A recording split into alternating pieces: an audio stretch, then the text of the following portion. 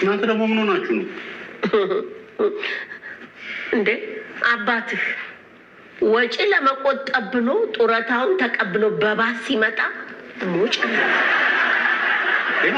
ታዲያስ ያላችሁን ኢንቨስት አድርጋችሁ በአጭር ጊዜ ውስጥ ለምን ገንዘባችሁን አትመልሱ?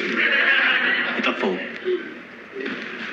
ሙሉን ቤተሰቦቿ ለነጋዴ ሊሸጧት ማለት ለነጋዴ ሊድሯት ነው። አሁን እኮ ነው ደውላ የነገረችኝ። እኔን አግብተህ መኖር የምትፈልግ ከሆነ ነጋዴ መሆን አለብህ አለች። ደግሞ ሲገጣጠም ለካ ነጋዴ ነበርኩ።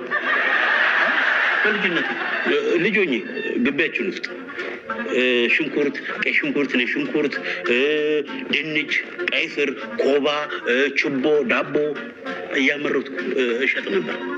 ስለዚህ የካበተ የነጋዴነት ልምድ አለኝ ማለት ነው። በመሆኑ ነጋዴ ሆኜ ሙሉን መግዛት አለብኝ።